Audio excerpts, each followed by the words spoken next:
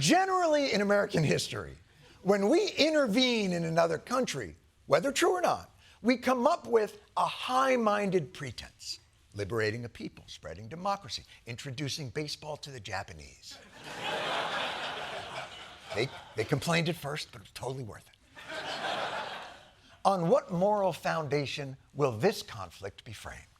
We're going to have presence in Venezuela as it pertains to oil. We're going to get the oil flowing the way it should be. Seems a little on the nose. Oil, precious commodity, certainly, but not the reason a country formed 250 years ago on the ideas of liberty and self-determination would go into a country and snatch a man at night. There must be a slightly more noble pretense. We're going to be taking out a tremendous amount of wealth out of the ground. We need total access. We need access to the oil. Sir, again, I see where we're going here. Do you mind just reframing that? I'm not quite clear on the high-minded principle behind this. In other words, we'll be selling oil.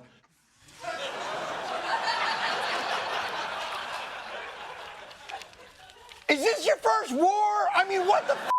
Lest you worry that Donald Trump is in any way feeling the burden of this moment, the terrifying responsibility of so many lives held in his hands, let me reassure you, he's fine.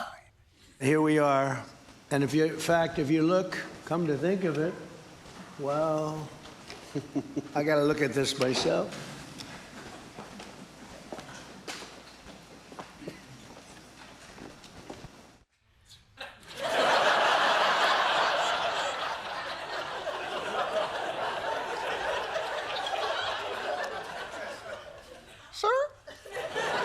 We're trying to have an urgent meeting on possibly the collapse of a petrostate.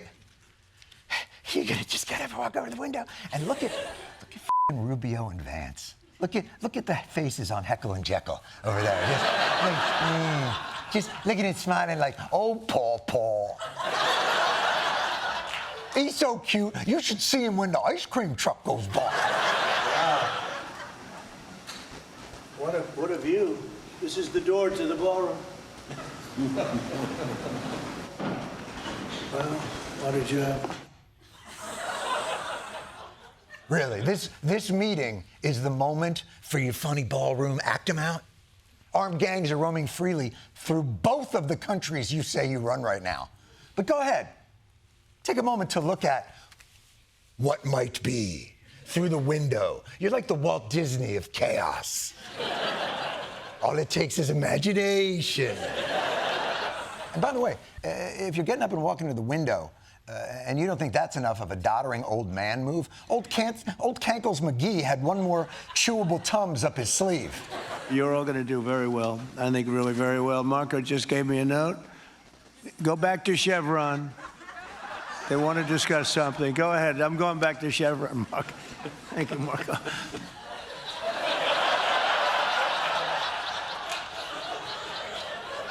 Does anyone else have a private note they'd like me to read aloud? In America today, Donald Trump is the sun, and if you revolve around him and worship him, his warmth shines upon you. You could shoot someone on Fifth Avenue and not lose his support, as long as it's done on his behalf. But if you do not support him, if you live in the darkness of what I guess we will refer to from now on as blue states, fearing the day he turns his terrible wrath towards you, whether you're a single human woman on a side street somewhere in Minneapolis or a sovereign nation that happens to have land and resources that we, a larger sovereign nation, think we also might want.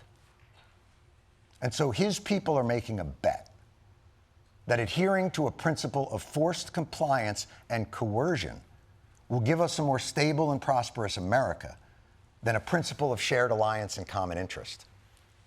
It's kind of a tough bet because I read somewhere, I don't know where, that people have inalienable rights granted by a creator, not a king.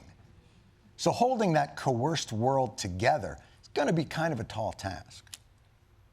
But if anybody's up for it, it's Donald Trump, a man with unrivaled focus and discipline. Actually, you know what? Could you give me a second? I'm so curious. But my favorite part of the Musk-Epstein emails, You ever have a friend where you don't really share the same sense of humor, but you share the same interests? And they shared the same interests? Epstein writes him and says, any plans for New York? The opening of the General Assembly of the UN has many interesting people coming to the House. Many interesting people, Elon. Wink, wink. Get it? Elon replies, I run and lead product design engineering for 2 complicated companies. Flying to New York to see UN diplomats do nothing would be an unwise use of time.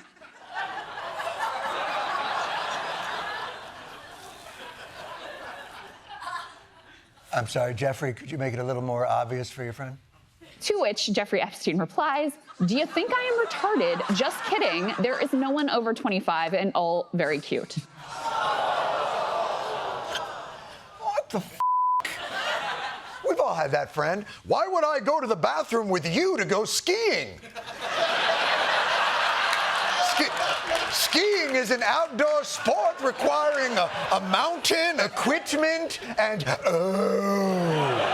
Can we at least all agree that the last part, where he compared the Obamas to apes, was definitely racist? At the end of the day, human beings often point to other human beings and notice that they kind of look like this animal or that animal. Come on! But there are, certain anthropomorphic comparisons that historically have been used to justify, slavery. But go ahead. I apologize for interrupting you. I did know a girl that looked like a guy that looked like a monkey, but he was white. He was my friend Joey, and he was white.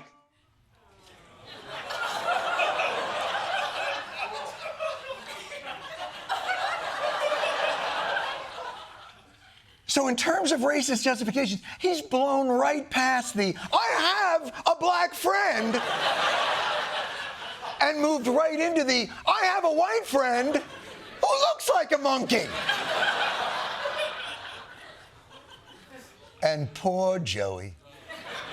Poor white friend Joey. What a way to find out you've got resting primate face.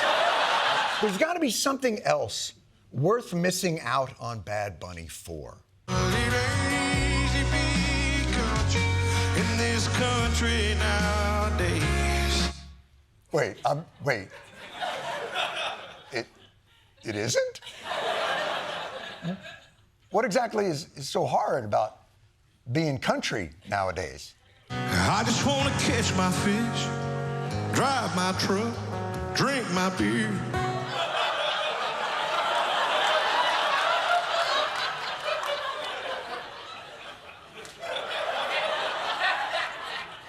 So far, it sounds relatively easy. Am I missing a heavier lift? I just want to cut my grass, feed my dogs, wear my boots.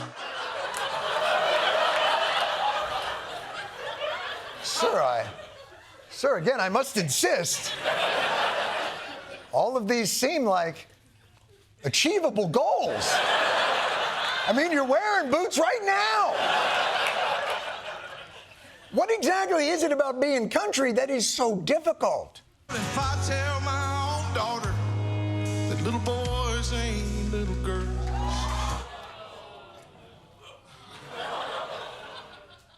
Here we go. I'll be up the creek in hot water, this cancer yours world.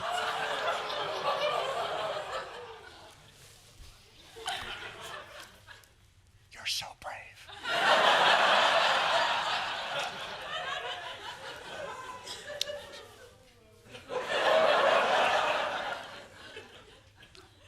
People throw the word hero around. But this is a bold opinion to hold in your genre, sir. Really risking it all going up against country music's trans cartel. By the way, also, if you did get canceled, really more time for the fishing and the mowing and the truck beer drinking, and if I could just remind you, really just the important thing, feeding the dog. Again, I can't stress this enough. In the song, between the beer and the boots and the fishing, really just feed your f***ing dog. MAGA especially is going crazy for the victory. American pride, power, and patriotism on full display. This is time for America, not you whining little clowns. Masculinity and celebration. These are things that have been completely and totally sanitized from our arch feminist culture, our estrogenetic culture.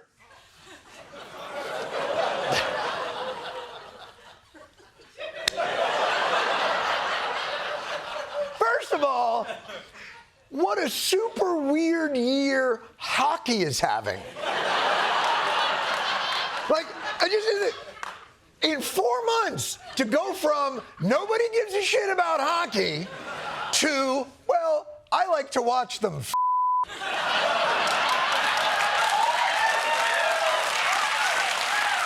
to only hockey can save us from a dystopian estrogenetic future. I remember Trump saying, we totally obliterated their nuclear program, and yelling at people who questioned it, which makes me wonder, how obliterated was it? It was obliterated like nobody's ever seen before.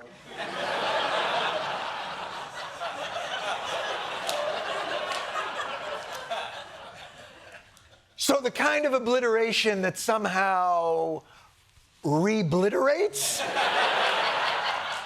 Almost immediately? Yes, no one has ever seen that before. We obliterated that building. The building we are currently standing on? Yes, that is correct. So is our plan now to re-obliterate their nuclear program every few months? Or is there a longer-term strategy? Taking the Armada to offshore Iran is to put pressure on Iran, first and foremost, to come to the table to negotiate around nuclear weapons. The old carrot and stick. Our peace through strength will force Iran to make, let's call it, an Iran nuclear deal. I think I remember that phrase from when we made a nuclear deal with Iran. Whatever happened to that? I am announcing today that the United States will withdraw from the Iran nuclear deal. Oh, right. Trump obliterated it. So just to be clear, Donald Trump is on the brink of war with Iran to either obliterate the program Trump had previously obliterated or to force them into signing a deal like the one Trump had pulled out of. It's all in Chapter 9 of Art of the Deal, eating your own asshole. But Iran has now closed the Strait of Hormuz, leading to surging gas prices and risking the global economy. Of course, there was no way to know that that was going to happen. General Dan Kane, the chairman of the Joint Chiefs of Staff, warned President Trump that Iran could close the Strait of Hormuz. President Trump acknowledged the risk, but told his team that Tehran would likely capitulate before closing the strait. Oh, what the?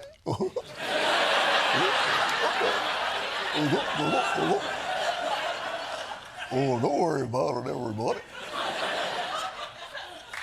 Gee, who would have thought that a guy who did this during a solar eclipse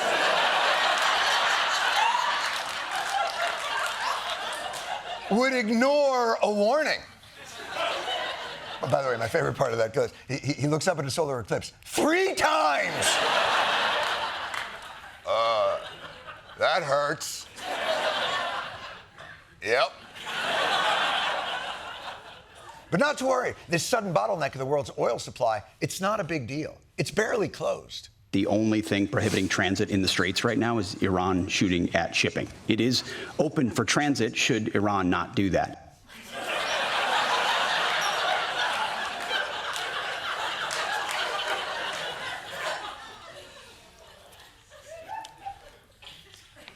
Other than Epstein, it's a wonderful island.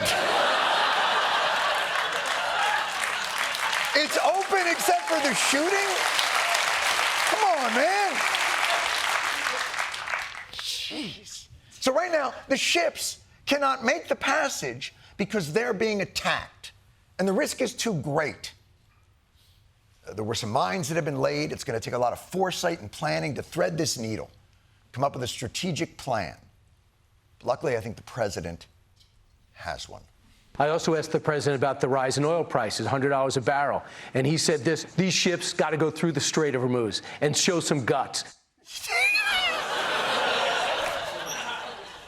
Show some guts, Captains Philip.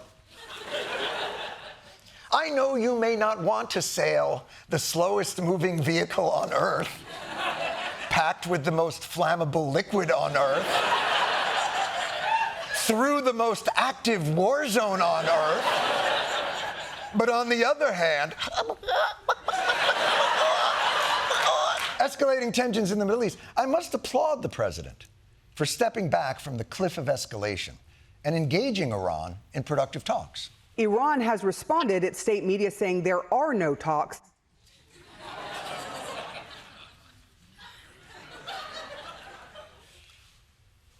Well, now we're in the uncomfortable position of who to believe.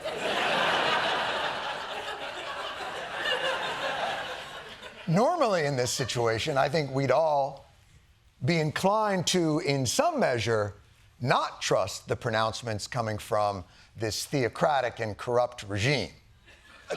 Iran. Talking about Iran.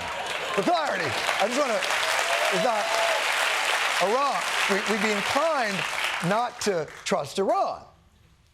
So let's give our president the benefit of the doubt and just probe a little deeper. Sir, you say we're having talks with Iran. Who did you talk to? A top person.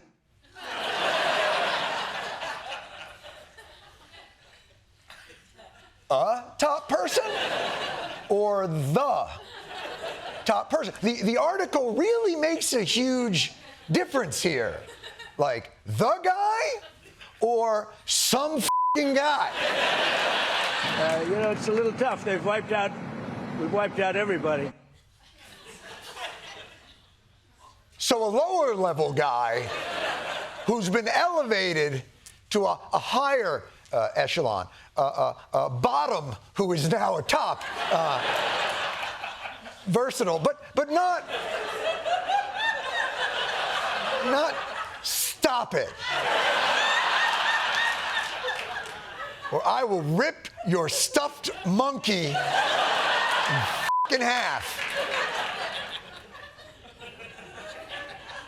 So you're talking to a guy, but not the top guy, not the supreme leader.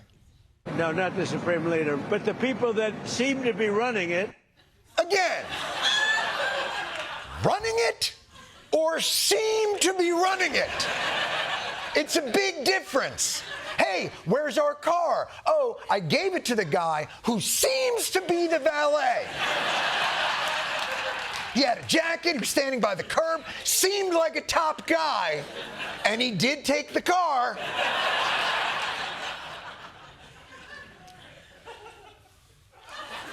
What made you think he was the top guy when you had the talks with him?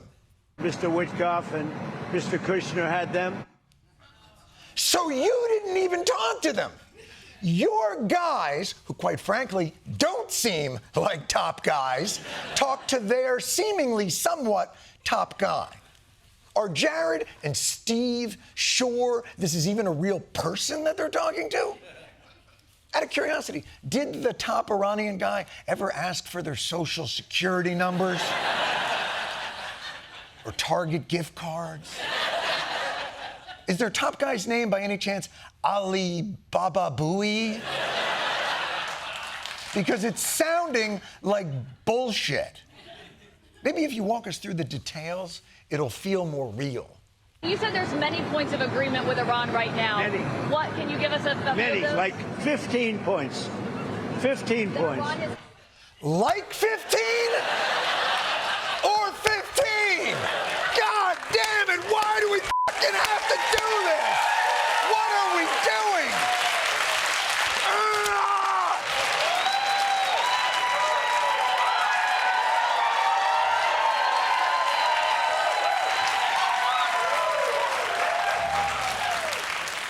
Well, looks like the creatine is working. I only eat meats and ferments. Seriously, like 15 or 15? Just keep going. What's the first point? Well, they're not going to have a nuclear weapon. That's number one. That's number 1, 2, and 3.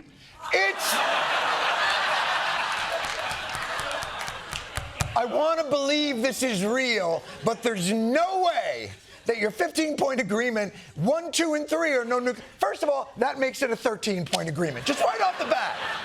And there's no way you went to Iran and were like, all right, first point, no nuclear weapons. And point number 2, same. Point number 3, see, point number 2. That's what we're supposed to believe. They will never have a nuclear weapon. They said yes to that? They've agreed to that. Look, Donald Trump is without a doubt one of the most prodigious liars this country has ever produced. He's our supreme misleader. But the chaos this very actual war is creating is making us question even his reality-distorting powers. Let's step back into the Wayback Machine. All the way back, I don't know, June, when Israel and the United States first bombed Iran's nuclear program.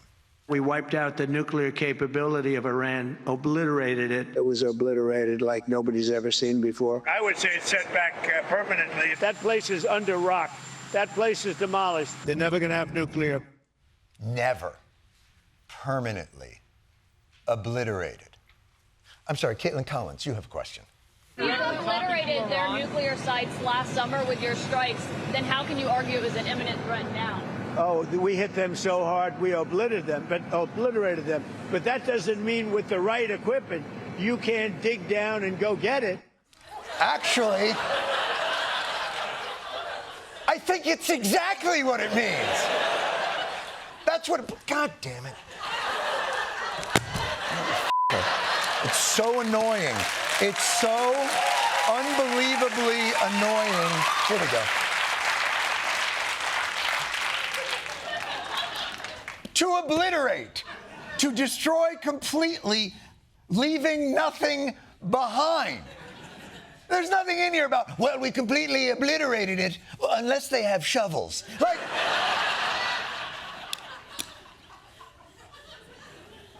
by the way, nuclear question aside, are they even opening the Strait of Hormuz? Isn't that what prompted your apocalyptic ultimatum in the first place? That'll be opened very soon if this works. How soon? And who's in control of it? Will Iran still be able to control the flow of oil? Be jointly controlled. By who? Maybe me. Maybe me. You want the United States to be in Me control? and the Ayatollah, whoever the Ayatollah is. Coming soon. From Skydance, Paramount Brothers, Amazon, Comcast. Two bitter enemies put aside their differences and learn that oil's fair and love and war. Will opening a strait open their hearts? Premieres on Paramount Plus minus divided by. And has already been canceled. Who the even thought it was a good idea to send America's most hair-trigger agency into America's most hair-raising environment? Whose idea was that? To put ice at the airport. That was mine.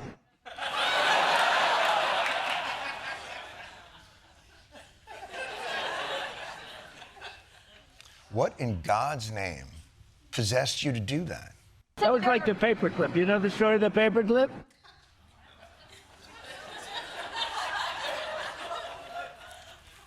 How many more years of this shit? Go ahead. 182 years ago, a man discovered the paperclip. It was so simple. And everybody that looked at it say, why didn't I think of that? Ice was my idea.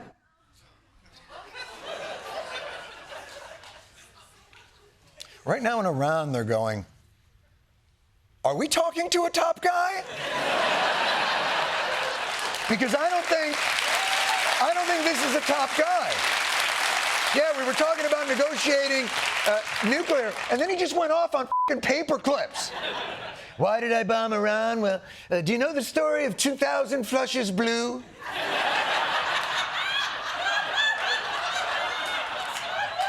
Well, for centuries, people shit in regular water. And then one day a guy said, what if it was blue? And that's why I bombed Iran. Trump's comments about the Pope upset a lot of people of Christian faith. But please don't worry. It gets worse. In a separate social media message, the president shared an image of himself in a religious scene that appears to depict Trump as Jesus. Oh my God!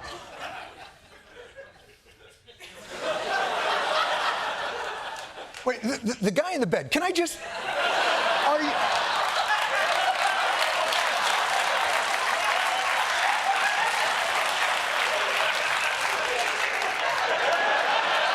I know I don't have the vigor and spunk of my MTV days, but I didn't know we were here already. I didn't realize my look had reached leper territory. I mean, from the picture, it looks like he was touch and go with me for a while. But thank God, in my time of need, I was surrounded by family. Can I tell you my favorite thing about this picture? I like how there's only so much AI can do. Like, AI's like, look, I can give you the fireworks and the healing powers, and I can make you Jesus, but you weigh what you weigh. Sorry. It just is what it is. Listen, I plugged in all the shit. Give me the flag, make me Jesus, do the Eagles. And then he was like, and make me 185. And I'm like, can't do it. You're gonna have to be fat, Jesus. Sorry, Chubbs. That's me entering the program. Now, apparently, not everyone in the Christian community took too kindly to Trump portraying himself this way. And the backlash was bad enough that Trump was forced to come up with his own incredibly plausible cover story. Mr. President, did you post that picture of yourself depicted as Jesus Christ? Well, it wasn't depicted. It was me. I did post it, and I thought it was me as a doctor.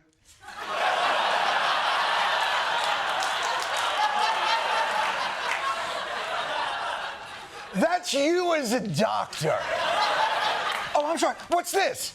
Urgent care? Is that an urgent care? Last week, an actual king, born of the lineage of kings we fought to establish our constitutional republic, had to come back here to remind us to wake the f up. I come here today with the highest respect for the United States Congress, this citadel of democracy created to represent the voice of all American people to advance sacred rights and freedoms.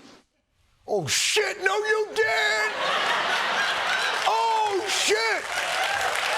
King Charles coming in hot! Firing on all, what's the British word for cylinders? I don't know. But you heard him.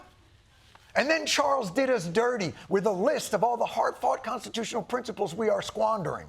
The principle that executive power is subject to checks and balances, the rule of law, the certainty of stable and accessible rules, an independent judiciary delivering impartial justice. Let our two countries rededicate ourselves. All right, all right. It was all very powerful until you hit the rededicate. The separation of powers, we must rededicate. I'm gonna stop you before you go full Tootsie Pop Owl. How many licks must you give a country before we get to the... But you heard him. You heard the king. He's just a boy. Standing in front of a Congress, asking it to rededicate itself to the principles of constitutional checks and balances. But Congress won't. Congress won't do that because they suck.